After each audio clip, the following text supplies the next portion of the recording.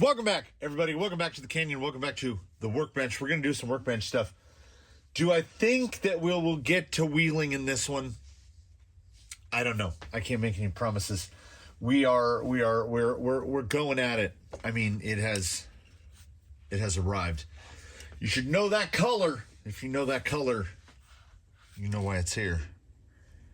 It's right there in the name. It's how he got his name. How much work did I do on him in betwixt then and now, between then and when we met? Well, the ecto body comes pre-trimmed. The front needs some cleanup, but it needs quite a bit of cleanup all the way around. I haven't futzed with that. What I did do is get body mounts mounted and the holes drilled so that I could have it sitting on there. And if you'll notice by here, I did raise it up a little bit. Front holes, back holes, typical stuff. By using the MST back brace, these are just Element. Those are regular Element body mounts off of some Element. Drilled and tapped holes and then cut them off. These had already been cut down. They came off as something else.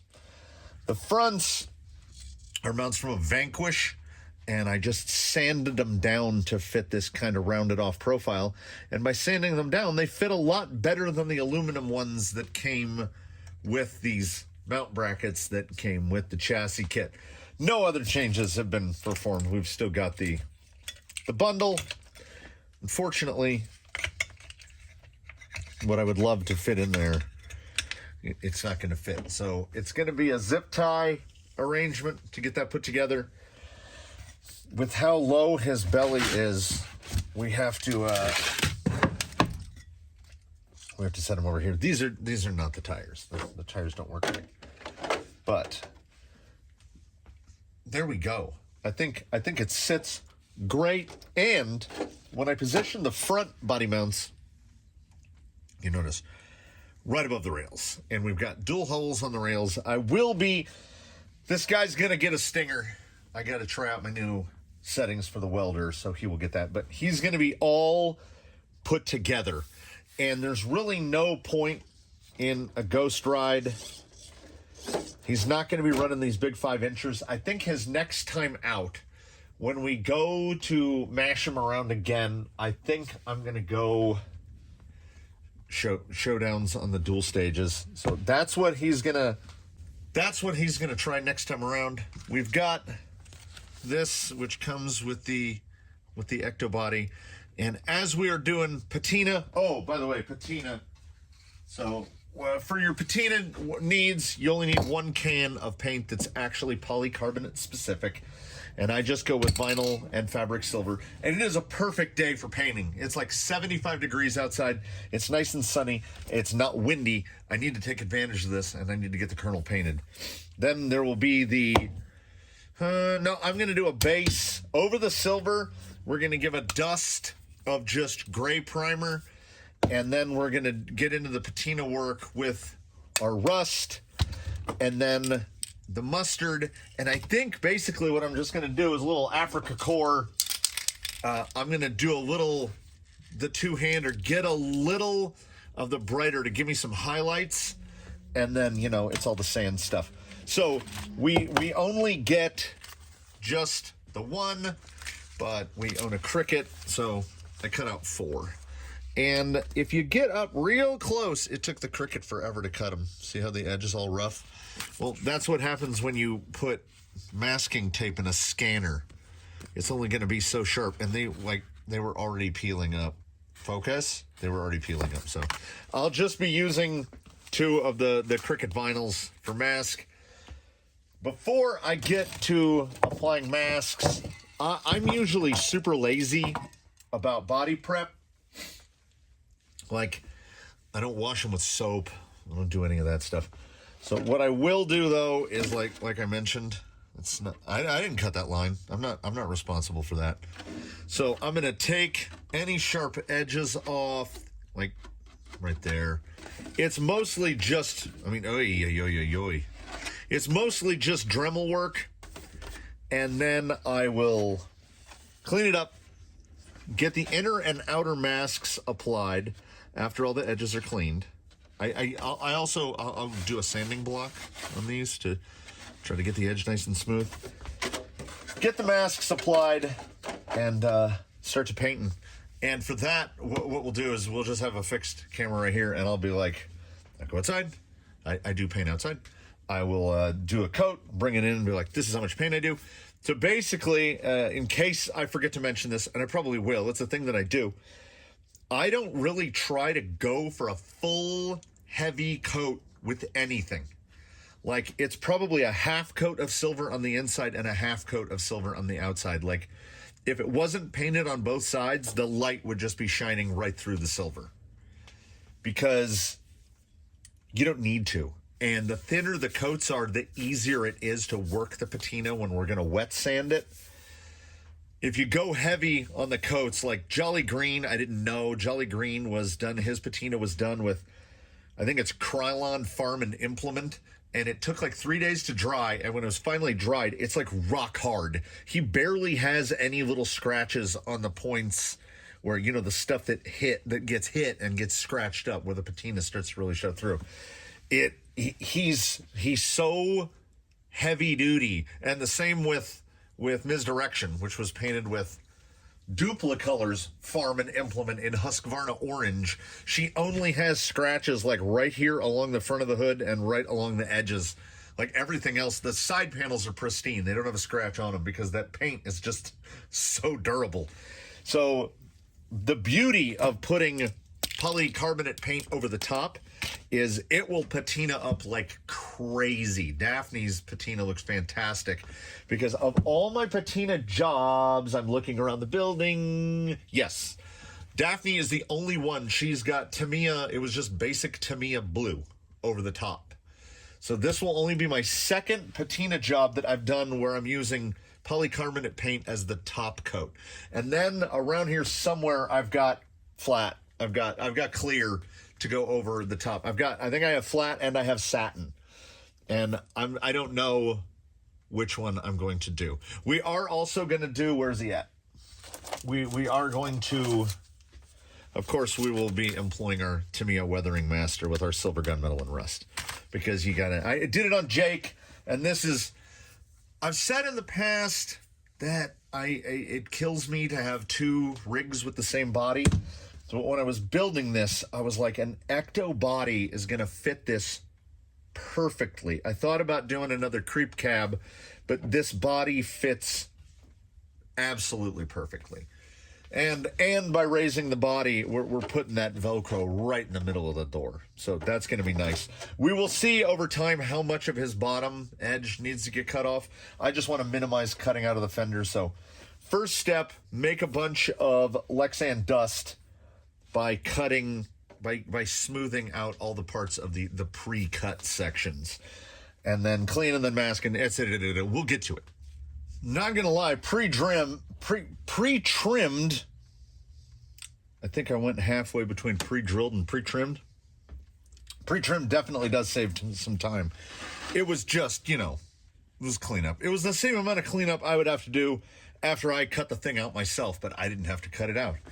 So what we're going to do now is I'm going to do this the easiest, cheesiest way I can think of, which is we're going to start by making loud noises. I don't know how much this needs. I got bored waiting for the compressor to finish filling, so I was like, I'm going to throw these tires on here real quick. While I'm fully distracted and can't remember exactly what it is I was talking about. The compressor knows when to kick on because it knows I have an inability to pay attention for long periods of time. So now I'm in this, and I should have been doing the other thing. Oh, I got plenty of room on the rack.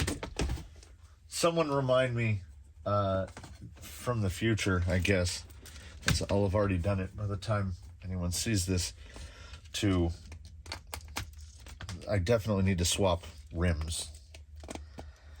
Like, I think, what kind of contacts are we going to get? Oh, no, I don't actually need to swap rims. It's just as those other ones I bought are, you know, his rims. So,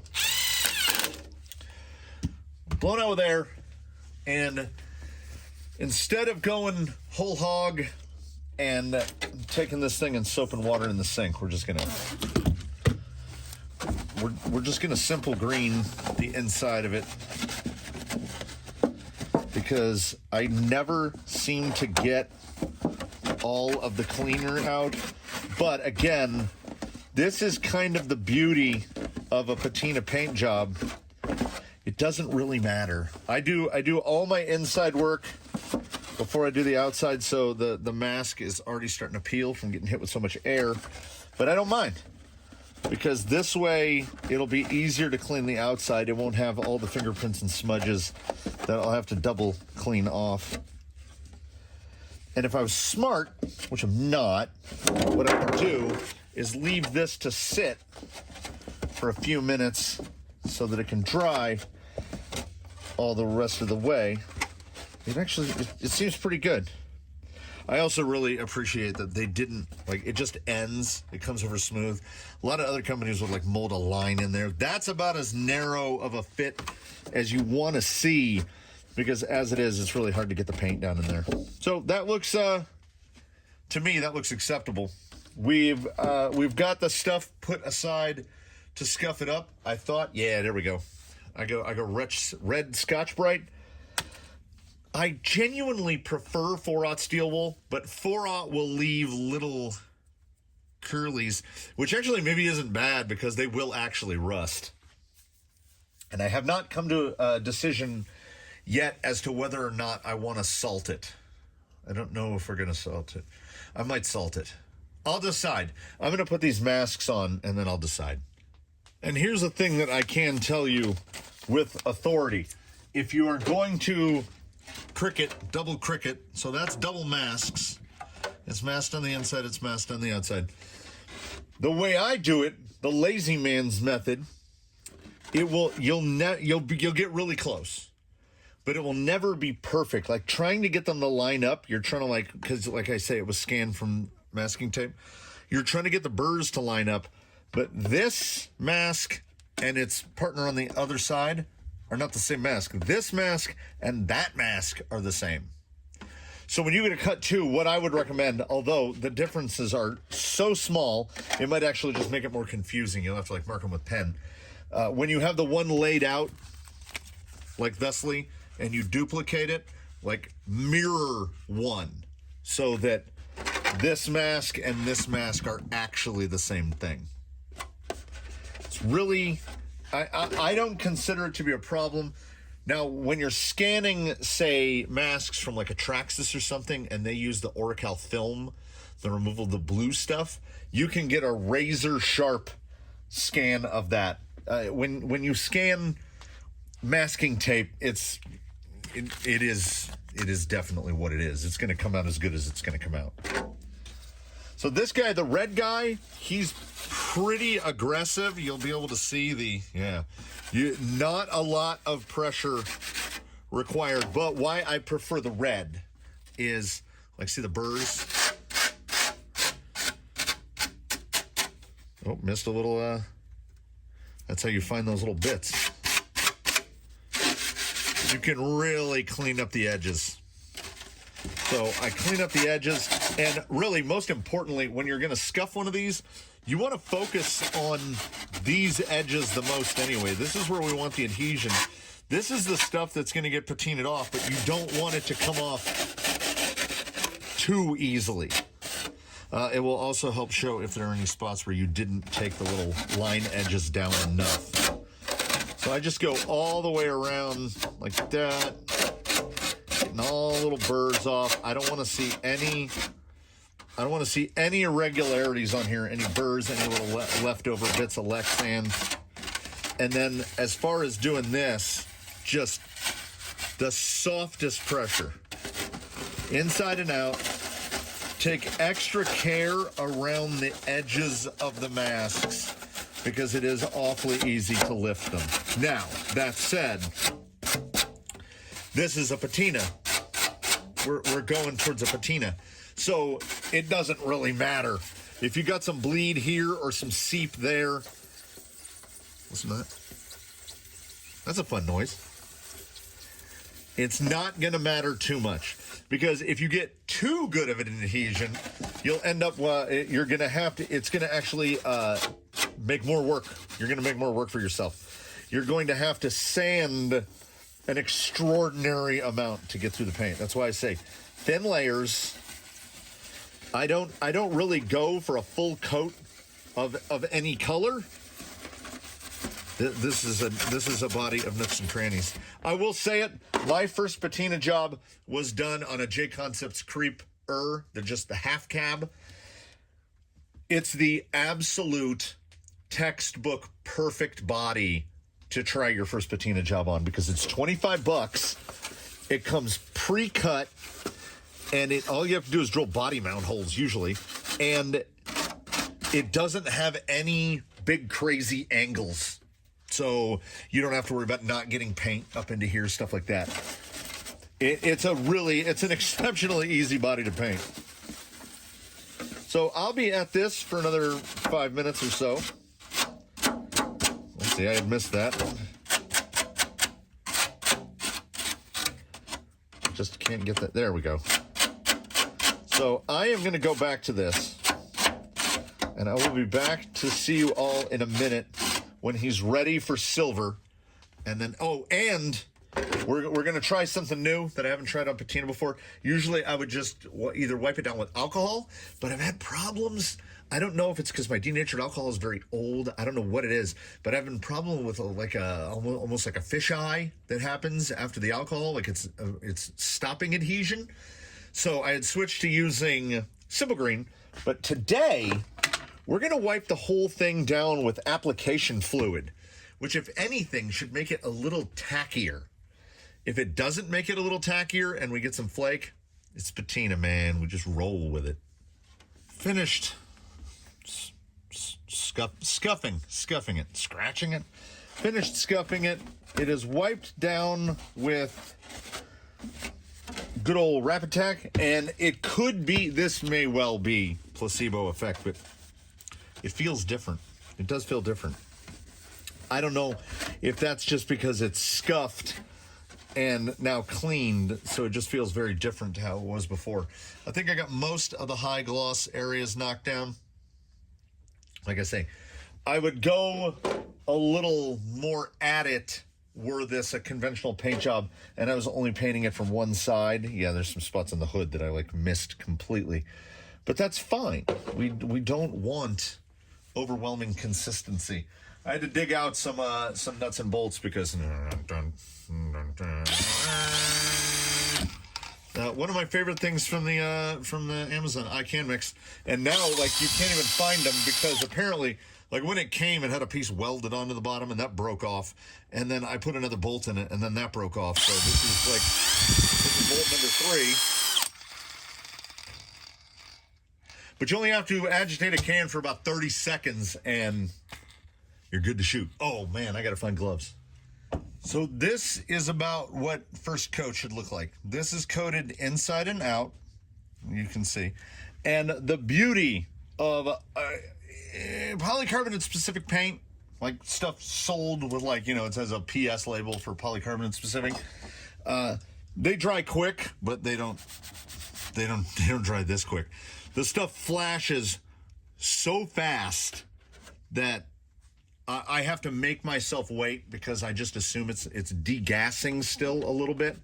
So I will do 3 coats in silver of about this thickness, and by the time it's done with the 3rd coat, it will be fully opaque, but not so opaque that right now, not so opaque that if you shine a light from behind it, no light would come through. I don't want it that heavy. It doesn't need to be that heavy.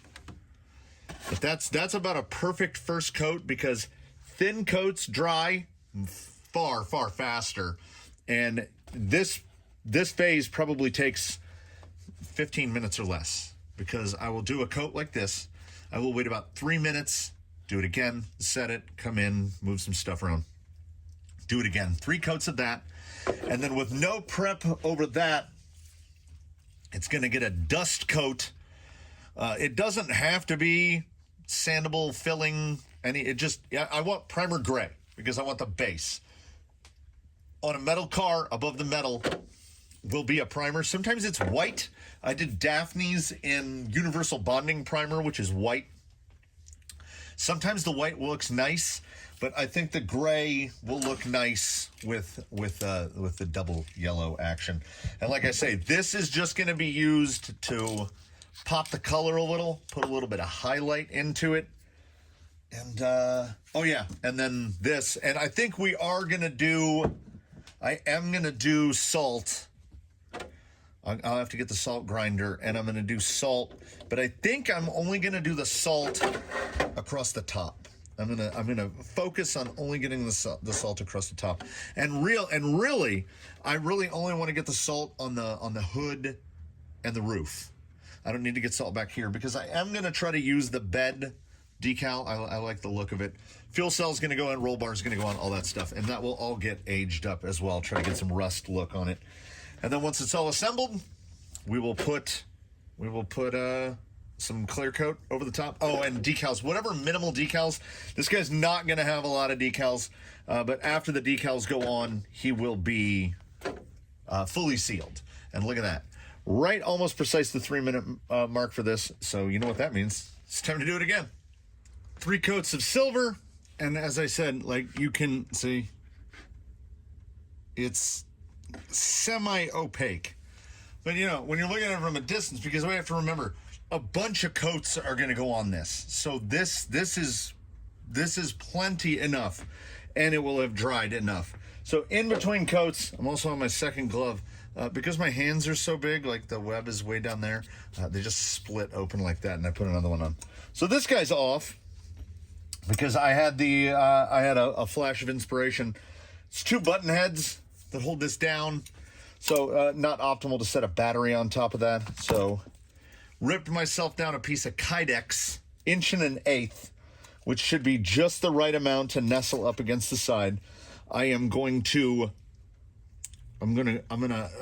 a bunch of steps and try to get it to work, because we've got batteries that have wires that exit in different places. Like the Huvos, it comes out like this, but the Awanfis, they come out like that.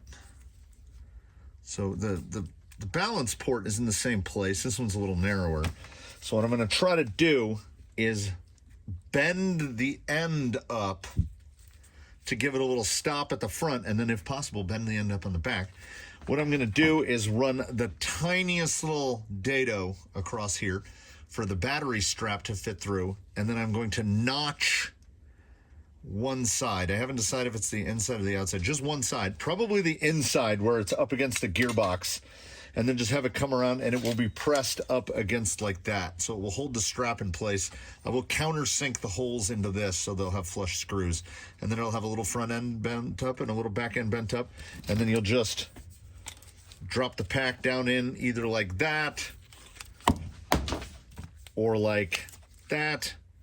Little ends, and then the strap will just go right around. And I think probably strap pull to the inside so that the strap's not getting in the way of the Velcro.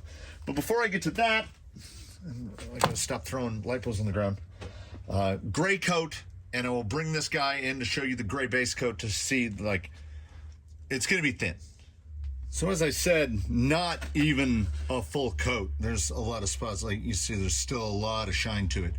I hit it heavier along the edges, panel lines, because it's gonna get sanded through, so like not a lot here in the middle of the hood. And because it is sandable primer, you hear the texture, you can see the chalk coming off. I don't bother to take that off. We kind of want that because we don't want the next layer to adhere super great. And the next coat is usually water and salt. And boy, it really shows, like, there was some little mold irregularities. That's a strange little how the roof is. I guess that's just how the mold is, though. There's a couple little mold irregularities. I guess that's intentional. I always thought that was just a bad mold. All right, so I leave that on there. Ordinarily, as I said, I don't have to wear that anymore. because there's another coat that will go on before color, which is I just paint the inside black. I back it with black, which will stop any light from penetrating through and just, you know, make it look nicer. So instead of the usual, which is salt and water, I get a spray bottle of water, and I've got to find it. It's in the house. Any spray bottle will work. These that have little pumps work better than any spray bottle like this with a trigger, because that will blast droplets that are too big. We have one of those spray bottles. I think it belongs to my wife. It's called like continuous spray. So when you pull it, the water goes like, and it comes out in the finest mist. So I will mist the top of this. And then today, instead of using salt, we're going to dig into here. This is what they call in other lands castor sugar. Here they call it ultra fine sugar. It's somewhere between regular granulated sugar and powdered sugar. So I think I'll be able to get a little more even of a coating. I'll see how that works. Why not? You know, every time I do one of these, I see it as an opportunity to try something new. So I'm going to hit the black on the inside, and then we'll wet it, sugar it, and then the red will go down, and then some sanding will occur, knock off the biggest bits. Actually, we might attack it with either this or a white one to see how we can bring the panel lines down. And then the color coats will start, because once the inside is painted, I don't have to worry about not like where to grab it. I've been trying to grab it by the windows, which is a big hand. That's a big hand move. Inside black, get it prepped the rest of the way to do the red. The black, you'll see me flicking a little black off there. That was an ant. The ants were on it, and I can't get there. The ants were on it within seconds. I don't know why. Inner coat, prep for the outer coat. All right, before we get onto the body stuff, it was far easier to just chop the front off. Then I can just kind of angle the battery in.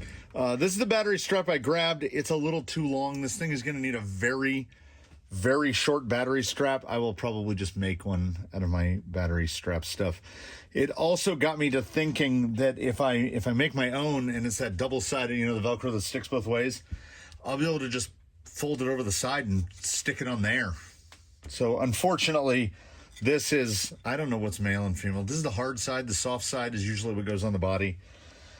I could reverse them, and that would alleviate a lot of problems, because then I could flip the strap around, put the buckle right there, and then when you pull that over, just it goes straight down, and then on the body just have them cut, because it will be aligned by the pins. So when you set the body on, you'll just go onto the pins, and then it'll stick to the Velcro. There it is. All black on the inside. Again, we don't go super heavy. If there were spots you'd see there's light coming through, got a little overspray on the back. It's no problem. I did locate. Let me think of a way to do this as least messy as possible. All right, old microfiber. So it's one of these, like, I don't know what they're for, but like, see what I'm saying? You can't really see it. There we go. So it makes the finest little drips, but it gets everything soaking wet. So that is what I'm going to do. That, castor sugar, and then the red. So the next time you see this, I'll have done water, sugar, red, and then you don't have to leave it very long. You can start hammering on it to get the finish going after about maybe 5 minutes, because you don't need to put the red on very thick at all, because the red is your fake rust. And I don't go through the whole, I've seen patina videos where guys they go in depth, and it probably looks better. Not probably. It does look better. And they're mixing and blending. They're using acrylics and oils and everything else. The farthest I will go in any typical one of these that I do is I might mix up a wash, a water-based wash to bring the color down. We will see how bright the yellows are once the color coats start to go down.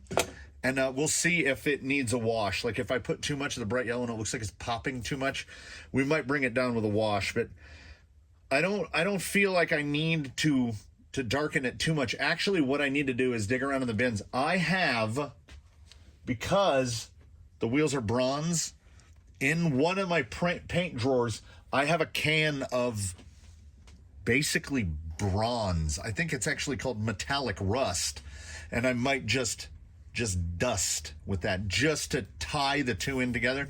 This is the fun part. The prep stuff is super easy, and then once you get to your color coats and you get to start playing with it, how about we do this? That's where the fun is. So I'm getting to the part where I'm excited. So as I've said, I don't think it's possible to ruin a patina paint job. That's why I didn't really have any worries going with sugar instead of salt as I would ordinarily. And honestly, I think this is pretty good. There was a little bit, I dropped it upside down while it was still in the fresh paint, but this is kind of what I wanted, because we're going to have to sand through these areas, so that's fine. I want rust on the perimeter, so I don't worry about too much rust down here. It's all personal preference. How you do it is entirely up to you. But we are to color coats now, and I'm going to start putting color on it. It looks like a mud boggin truck with those wheels on there. I'm genuinely pleased with how it's come out so far. It's nice and smooth. You just kind of make sure there's nothing too rough on here. Though Jake's patina came out great, and Jake was really rough. That's why he's Jake the Snake, because it has an almost snake-like texture to the hood and the roof. I am going to grab my 3 cans of color and start going at this thing. And I'm just going to try to create something on the fly. It's got to have that mustard overall, but I want to get some other tones in there.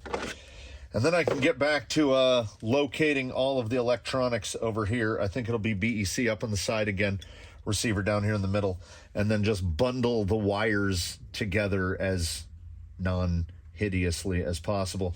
I believe and did I bury the lead that I did what I said I was going to do? So the servo is, the mount comes from the bottom, hole there, nut on the top. It's just mounted from the bottom. And look at that panhard drag link orientation there. There's no bump steer at all. It just stays dead centered. It's good. It's good. Hopefully, I'm feeling positive. I think this guy's going to come out good. The beauty of the patina paint job. I stand by my contention that there's no wrong way to do this, and you can't mess it up. It's the best paint job there is. So while waiting for paint to dry, which is a thing everybody loves, I decided to clean up the wiring more than once, despite the fact that that's a 35 kg Pro, and we know it's an amp-hungry monster. I've pretty much come to the conclusion that the kernel is going to be direct power sooner rather than later. He'll get a Flash Hobby or an AGFRC in there, depending. Because what I'm going to try to do is stick to the thing that I've claimed that I try to stick to, which is don't just buy another one, upgrade somebody's and then take the servo out of them. So he'll get something. I don't know what. This one will work for now. The wiring is not exactly the picture of cleanliness. It's we just zip tie it together and make sure it's not getting into the belt. I tried to fit a cover. The cover does not fit with the belt drive. I don't know what's hitting, but it completely locks it to where it can't move at all. The kernel in his new guise, completely unsanded. There's overspray everywhere and haze on it. But he's definitely moved into the territory of, the kernel is definitely spicy brown mustard now. Try to tell me that doesn't look gold. He looks gold! That is metallic rust, Krylon Fusion. The very last of that yellow, what is it, PS6? the very last of the yellow Tamiya, and then the PS56 mustard yellow. So nothing done to it yet. I'm looking forward to doing the weathering process. You know, it's a mess. I do it right here, and I make a huge mess. 400 grit sandpaper, sanding, doing the weathering, doing the washes. It's, you know, I kind of want to sit back and do that, but I figure, why not? Oh, also, not available on the internet, the fumes coming off this body right now. I'm halfway in between. I'm located right between lightheaded and headachy. Like, I should have left this guy outside for a while, but I was like, it's basically ready. He's ready to test out on the showdowns.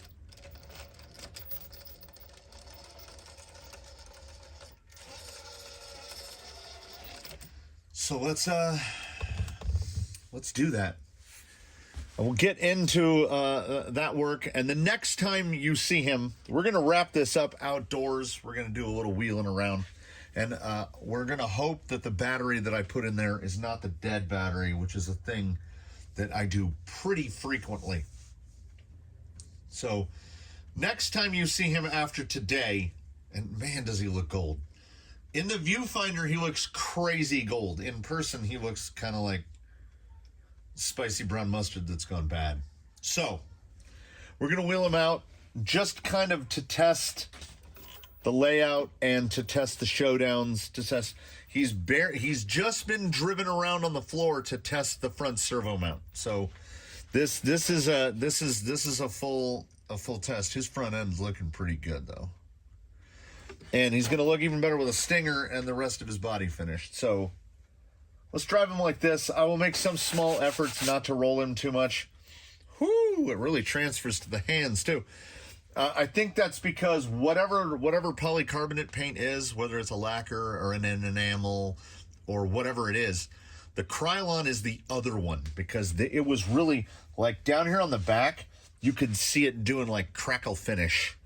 But because of the nature of the paint, it dried so fast. So I think he should patina up really nice. I don't know how much of a wash he's going to need, if at all, because he's got kind of a, you know, I'm really kind of liking this toasted gold look he's got going on. Look how much lighter that looks inside the bed.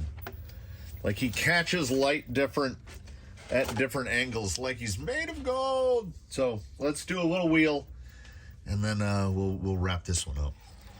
So the kernel, as he sits on these wheels, is about 3/4 of an inch narrower than he would be on his intended wheels.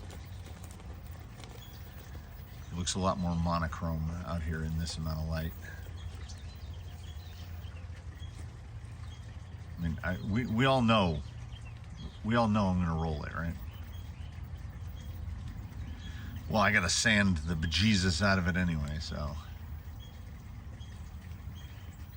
I gotta say, so far, of the things tested, the completely, I won't go so far as to say worn out, but broken in showdowns, definitely showing some promise.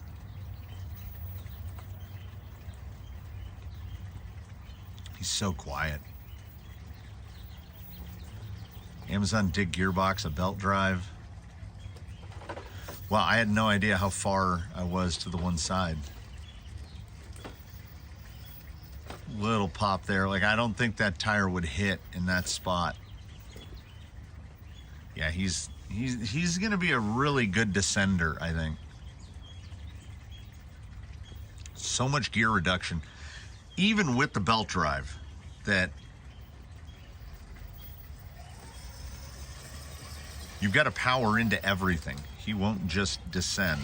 Oh, let's try the 3-wheel across here. Didn't even lift. Little tricky there, trying to breach. Most likely because I'm looking at it from an angle that I wouldn't ordinarily be looking at it from. just try a couple hits on a couple different obstacles. I'll get an idea. We'll try them over at the notch. Like just power it right through. Right through. And do I need dig? I need a little dig. Yeah, he's real smooth. It's real smooth. Yeah, can't take off too much throttle. It's so weird how monochrome the body is. Can't take off too much throttle with him descending. It wants to go end over end. Let's try this new little staircase section here at Drybone Valley. See how these pull up. Ooh. Oh, there it is. That paint is not just degassing. That paint is wet. If you get to a certain distance from it, you can smell that thing.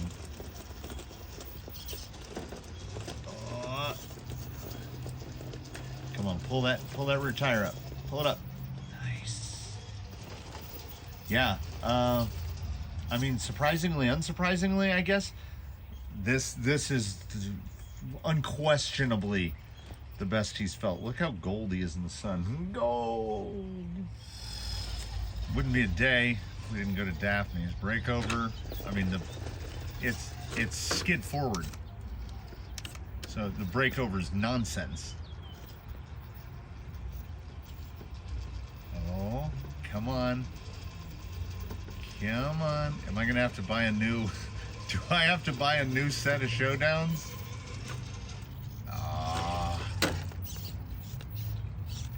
These showdowns are, I was gonna say one of, but they might be the first set of tires I bought for the Defender that later became Jolly Green.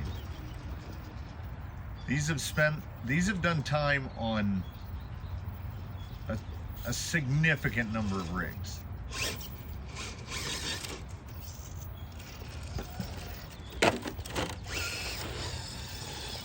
I'm just letting the rocks help me with the patina work. Yeah, it's definitely going to need a test with the wheel on the wide wheels.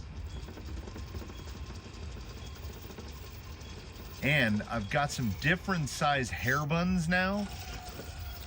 I can try some different double bun combinations. The size and the shape of the tire, I thought it was going to need something small lug, and he is still going to need to test more tires. But we'll do well. Okay, let's tentatively slate that for next time. We'll hope to get the tire testing in, because I got to get the wheel sets prepped. Like some of those 2.2s are not set up wide enough. They're even narrower than what's on here. I'm really liking it on the 80s. Yeah, it's got a little slippity slide to it, but let me get over here close so you can see here. The wear on the showdowns is reasonably significant. They're about half worn. Like there are no sharp edges left on the tread blocks. Hit this over here from the other side.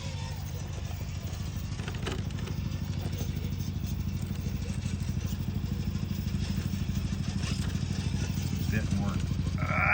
There it is. There it is. Yeah, it's definitely the most, oh, what can I say before that helicopter gets here? Definitely the most promise we've seen yet. Just running through in my head what tires to test. Wow, that was really good.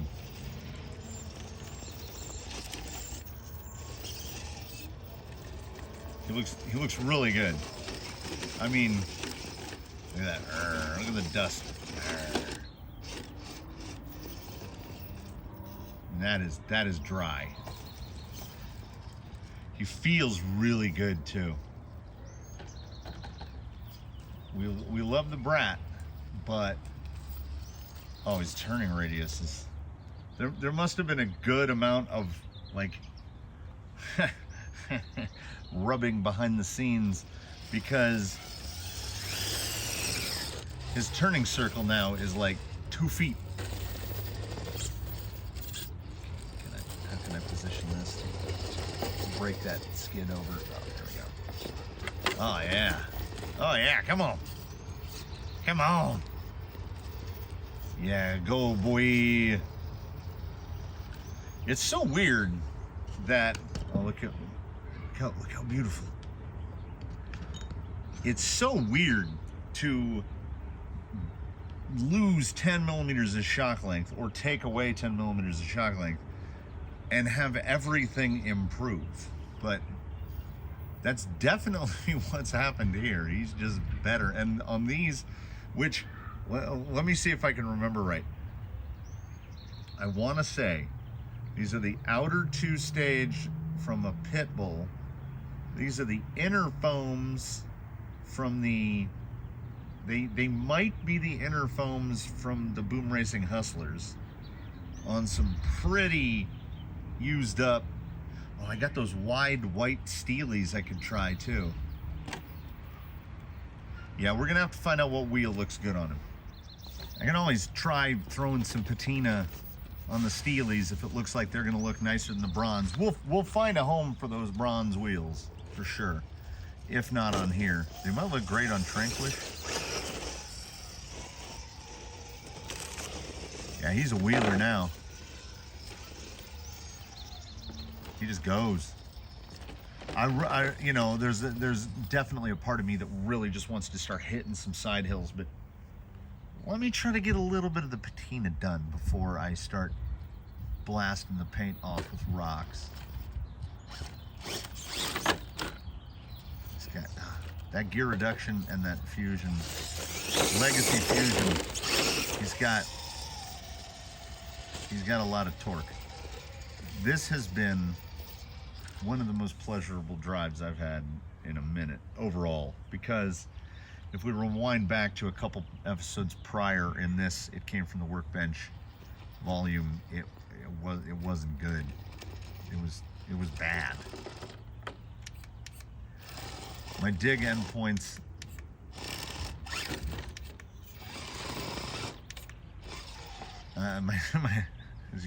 It's going to 2-wheel drive. So I think I've got one of the dig endpoints set just a couple % off of where it needs to be. This is little stuff. This is stuff I'm not bothered by at all. Otherwise, the dig is fully functional.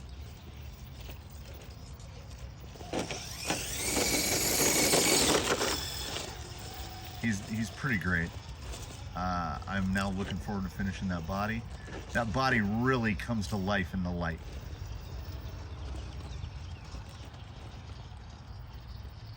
It's like I've incidentally created like a color shift.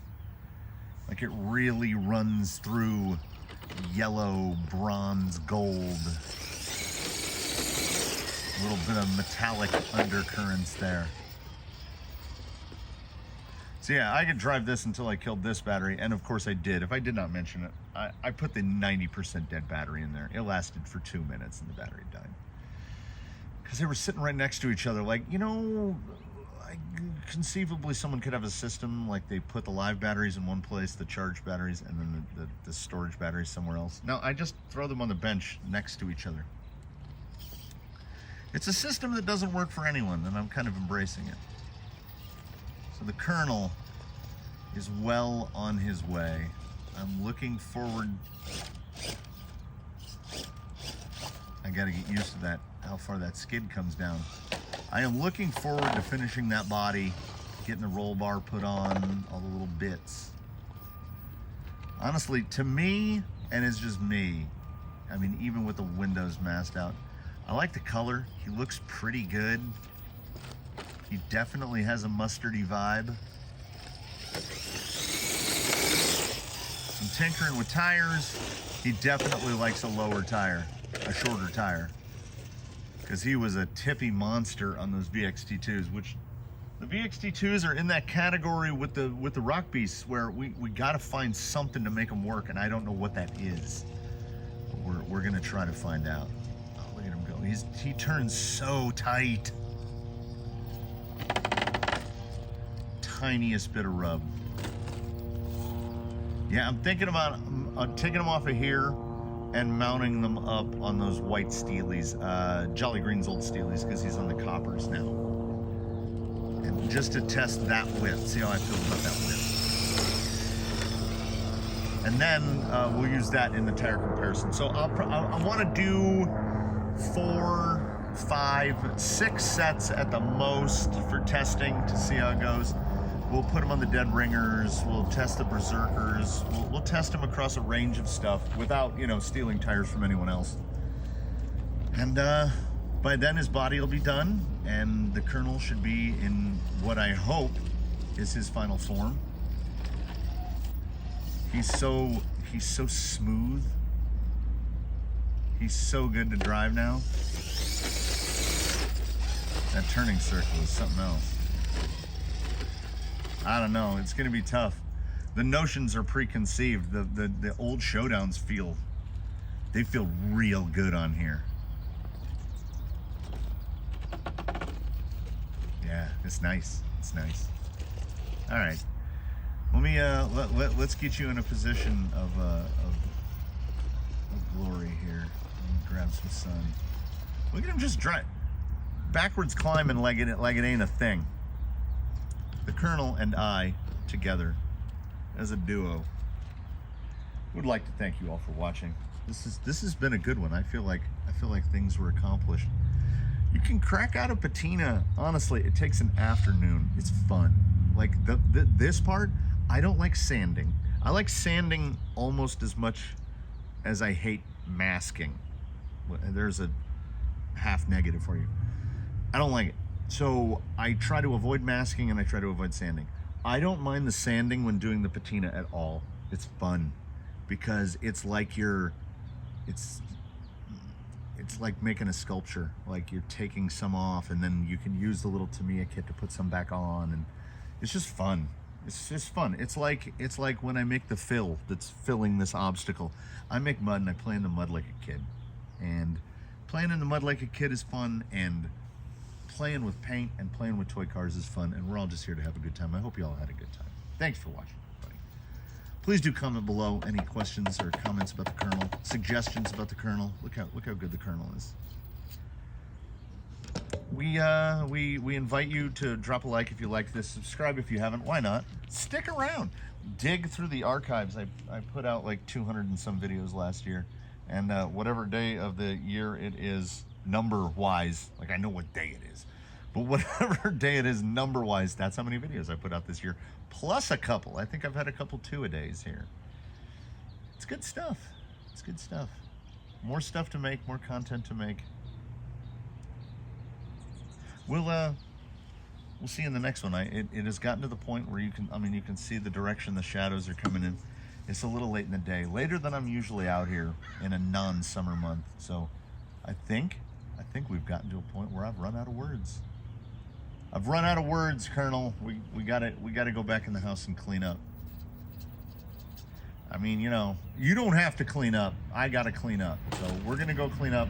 We'll wish a nice day to all these kind people, and invite them all to tune in for the next one, which, you know, will be something else. It'll be like this, but different. Yeah.